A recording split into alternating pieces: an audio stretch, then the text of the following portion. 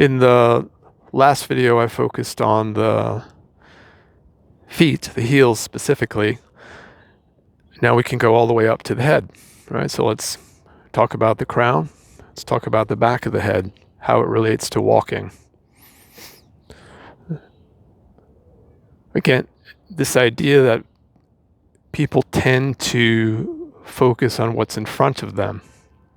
We need to focus on what's in front of us when we're walking to make sure we don't trip over the sidewalk or step on any dog poop, that sort of a thing. But most folks don't need to have their head tilted down so much that the weight of the head is starting to create an imbalance in the whole system, where the muscles have to overactivate to keep you up. Essentially what I see a lot is people are putting themselves in an unnecessary position where mechanically they're falling, and then they're relying on the anti-gravity muscles on the back surface to keep them from falling. So it starts a situation where right from the get-go, their walking is going to be less efficient. So rather than do that, we can start to notice the back of the head, right? Just notice it. Just tap it, scratch it, and simply notice it. If you notice the back of the head, you'll start to find a place where it feels more balanced, right? So the balance really that we're talking about is there's going to be less tension in the front and the back muscles. If you tilt forward, you'll start to feel there's more tension. If you tilt back or sideways, you'll feel there's more tension. So balance of the head you can determine just by slowly repositioning it and seeing how does it feel. How does it affect your breathing? Observation of the back of your head will oftentimes be enough to create that sense of balance. Remember this idea of the law of opposites, yin and yang, right? My arms are connected, right? So one arm goes this way, the other arm's there. It's connected. So the back of your head's connected to the front of your head, so you can feel something goes back and down, something goes up. Right? As simple as that.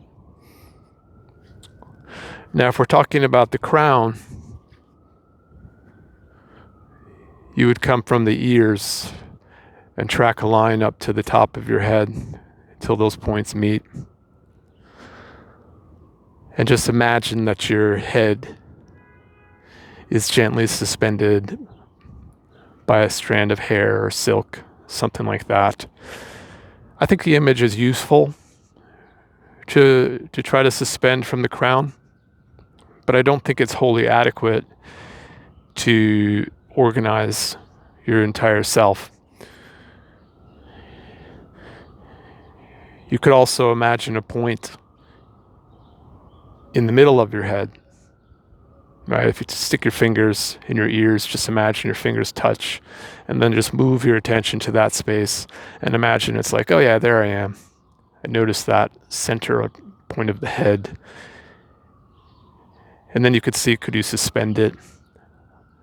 Have the head be relaxed and balanced around that part of yourself. Those are the three basic points of the head that I'm going to reference if I want to organize it, whether I'm doing my Tai Chi practice or working out or walking or whatever.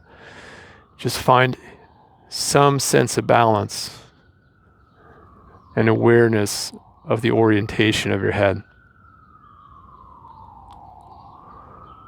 See what it's like when you turn your head, when the head is balanced. How is it if you're slightly forward and you're paying attention to the front? Feel how those muscles become more tense. See for yourself what changes, right? Like I said, your breathing will be different if your head is not in a balanced position.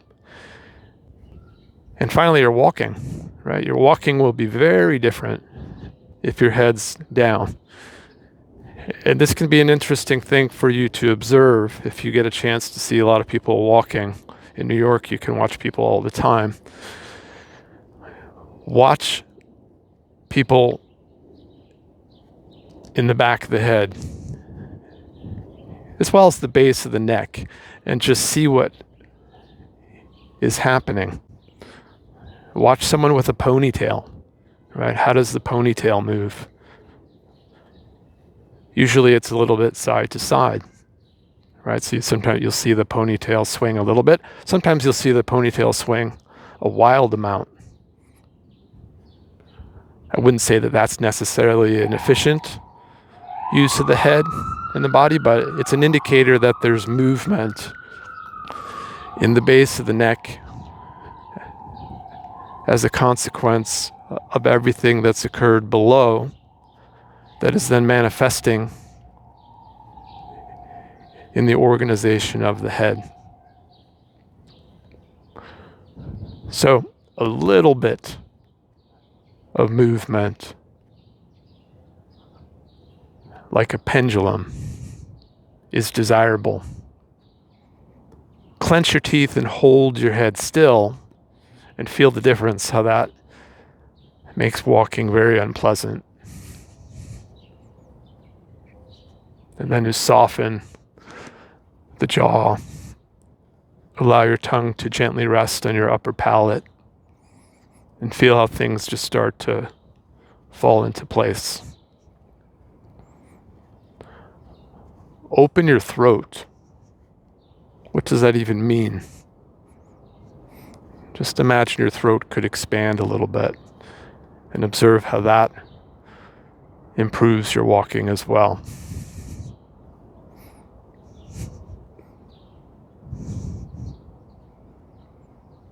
I didn't talk about the eyes.